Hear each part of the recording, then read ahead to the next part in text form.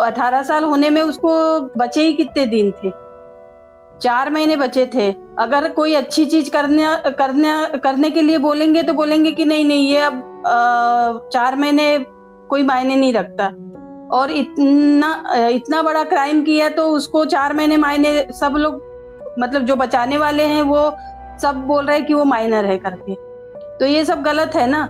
सब चीज़ तो उसने अडल्ट की तरह किया है। बहुत सारी उम्मीदें थी उससे, बहुत सारे सपने थे मेरे बस नहीं, उसके दादा दादी के भी सपने थे, क्योंकि घर का बड़ा पोता था वो। और दादा दादी के बाकी पोते पोती सब छोटे हैं अभी। तो दादा दादी का भी इच्छा थी कि बड़े वाले बच्चे की शादी करेंगे, हम बहुत अच्छे से खुशियां मनाएंगे। और अपनी कम से कम उनके ये था कि हमारे रहते हम एक नाती बहू को तो देख लें अपने। तो सब लोग शादी का ही वो करने लगे थे कि अब इसकी शादी करेंगे, 1-2 साल बाद शादी कर देंगे, और सब बहुत खुश थे इस चीज के लिए। और हमारे बहुत सारे सपने थे उसको लेकर, लेकिन सारे सपने बोलते ना पानी फिर गया। अब हमारे पास तो कुछ भी नहीं रह गया उसके सिवा। इन्होंने डॉक्टरों को परिचय खरीद लिया, हर जगह इन्होंने मतलब पैसों का खेल चला हर जगह।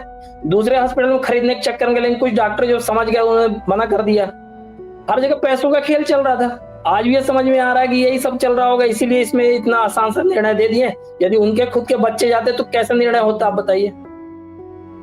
जी, इससे क्या है, समाज में गलत मैसेज जाएगा सर। इससे जो है समाज में गलत मैसेज जाएगा कि अपने बच्चे को गाड़ी की चाबी दे दो, 4 लोग उड़ाने के लिए बोल दो और वो छूट के आ जाएगा। 19 मई 2024 को पुणे में पोर्श कार एक्सीडेंट केस हुआ, जिसमें 17 साल के वेदांत अग्रवाल ने नशे में धुत होकर 200 किलोमीटर पर आवर की स्पीड पर गाड़ी चलाते हुए बाइक पर जा रहे अनीश अवधिया और अश्विनी कोष्टा को टक्कर मार दी। अश्विनी की मौके पर ही मौत हो गई, तो अनीश कुछ दिन अस्पताल में अपनी मौत से लड़ते रहे, मगर आखिर में जीत मौत की हुई। पोर्श कार एक्सीडेंट केस में जुवेनाइल जस्टिस बोर्ड ने इस पूरे मामले में एक्यूज्ड वेदांत अग्रवाल को एज ए जुवेनाइल ट्रीट करने का फैसला लिया। मैं बस यही कहना चाहती थी कि उसे अडल्ट की तरह ट्रीट किया जाए, ताकि वो कल ही मुझे एक न्यूज़ वालों से मतलब मेरी बात हो रही थी, और मुझे ये कल पता चला कि उन्होंने तो ये तक कह दिया कि ये जघन्य अपराध नहीं है। मतलब किसी की 2 लोगों की जान लेने के बाद भी इसको अपराध नहीं माना जाएगा। तो मेरा सबसे ये कहना है कि अपराध मुझे बताया जाए कि अपराध होता क्या है फिर? क्या मौत से बड़ा भी कोई अपराध होता है क्या? जघन्य अपराध बोलते हैं कि ये जघन्य अपराध नहीं माना जाएगा, कोर्ट ने ये कहा है। तो बताइए, मौत से भी बड़ा कोई अपराध होता हो तो बताएं, मुझे कोई बताए। जज साहब बस यही पूछूंगी कि वही बता दें मुझे कि मौत से भी बढ़कर कोई अपराध हो तो हमें भी ये पता चले कि ये कैसा अपराध है। हमारी तो हम बोलते हैं हमारा तो सब कुछ चला गया, और आज हम इसी आस में बैठे हुए थे कि हमारे बच्चे को न्याय मिलेगा, हमको न्याय मिलेगा, लेकिन हमारी सारी उम्मीदों में पानी फेर दिया जज साहब ने। तो जैसे जेजे बोर्ड ने तो हमारे बिल्कुल ऐसे कर दिया है कि अब हम कुछ हो ही नहीं सकता है, बस हम अपने बच्चों की यादें देखते रहें और उन्हीं की याद करते रहें बस, और न्याय नहीं दिला पाएंगे, लेकिन हम हारेंगे नहीं। इस साल 20 मई को पुणे पुलिस ने कोर्ट से दरख्वास्त किया कि इस मामले में मेन एक्यूज्ड वेदांत अग्रवाल को एज एन अडल्ट ट्रायल किया जाए। अपराध के वक्त वेदांत अग्रवाल की उम्र में 18 साल पूरा होने से मात्र 4 महीने कम थे। पुलिस के मुताबिक वेदांत अग्रवाल ने उस दिन गाड़ी चलाने से पहले खूब शराब पी थी, लेकिन हाल ही में जुवेनाइल जस्टिस बोर्ड ने पुलिस की इस रिक्वेस्ट को ठुकराते हुए वेदांत अग्रवाल को एज ए जुवेनाइल ट्रीट करने का ही फैसला सुनाया है। इस मामले में पिछले साल बहुत सारे विवाद सामने आए। मामले में वेदांत अग्रवाल के ब्लड सैंपल्स को रिप्लेस करने का विवाद भी सामने आया, जिसके चलते हॉस्पिटल के 2 डॉक्टर्स को बर्खास्त भी किया गया। ऐसे में अश्विनी और अनीश के माँ बाप का न्याय की उम्मीद ना रख पाना लाजमी है। उनका बच्चा अगर चले जाता तो उन्हें समझ में आता कि कितना हिंसक उसने क्राइम किया है करके। कितना मतलब ऐसा तो नहीं कि उसने बिना ड्रिंक किए या स्लो गाड़ी चला रहा था तो उसने एक्सीडेंट किया।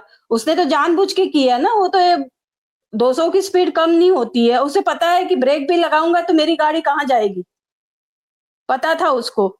तो ये तो पूरा क्राइम है। उसके दिमाग में था कि कुछ ना कुछ होएगा। मैं जिस तरीके से गाड़ी चला रहा हूँ कुछ ना कुछ तो होगा, तो उसको समझना चाहिए था ये सब चीजें। तो उसने तो जानबूझ के किया है, तो उसको तो सजा मिलनी चाहिए।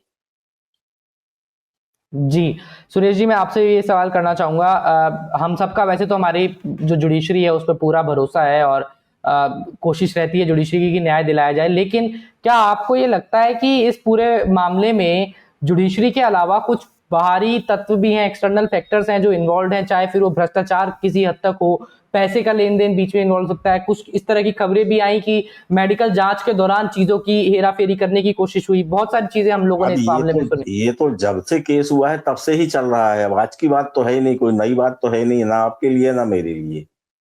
जिस तरीके से पहले उसको क्या बोलने चाहिए, 14 घंटे के अंदर जमानत दे दी, तो मुफ्त में तो नहीं मिली होगी। नतीजा ये हुआ कि 2 वहाँ के जो जेजेबी की जो 2 मेंबर थे, उनको गवर्नमेंट ने बर्खास्त किया।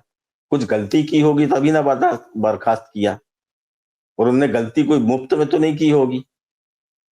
बिना पैसे के लेन-देन की तो आदमी गलती मुफ्त में करता ही नहीं है। उसके बाद भी फिर ब्लड सैंपल ये वो सब चल रहा है, और आज भी चल रहा होगा। देख कौन रहा है? जी, आपको लगता है कि आज भी शायद उतनी पारदर्शिता नहीं है अभी इस पूरी प्रक्रिया नहीं में? है। नहीं नहीं ये है। डिसीजन जो आया उसमें तो पारदर्शिता दिख ही नहीं रही। साल भर से जेजेपी की सीट जो 2 जज बर्खास्त हुए हैं, उनकी जगह साल भर तक नियुक्ति नहीं हुई। अभी 1 डेढ़ महीने में नियुक्ति भी हो गई, फैसला भी हो गया, तो ये तो संदेह घेरे में आता है ना। कुछ न कुछ तो घपला हुआ है, तब तो इतने जल्दी फैसला आया है। जुवेनाइल जस्टिस एक्ट के मुताबिक कोई भी अपराधी जिसकी उम्र 18 साल से कम है, उसे अधिकतम सजा 3 साल के लिए जुवेनाइल जस्टिस होम में काटने की दी जा सकती है। वेदांत अग्रवाल के मामले में भी अनीश और अश्विनी के माता पिता का कहना है कि वेदांत को एक अडल्ट की तरह ट्रीट किया जाना चाहिए और इस अपराध को एक हीनियस अपराध की तरह मानकर कड़ी से कड़ी सजा सुनाई जानी चाहिए। हम कोई अंग्रेजों के गुलाम वाले देश में रह रहे हैं क्या, जिसको हमारा अधिकार है, मतलब जीने का अधिकार, पढ़ने का अधिकार, नौकरी का अधिकार, और मेन चीज जिंदा रहने का अधिकार हमारा है, न्याय पाने का अधिकार, हर चीज का अधिकार हमारा है। फिर भी हम न्याय पाने के लिए लड़ रहे हैं। क्यों लड़ रहे हैं? जो हमारा हक है वो लेने के लिए हमें लड़ना पड़ रहा है। बड़े शर्म की बात।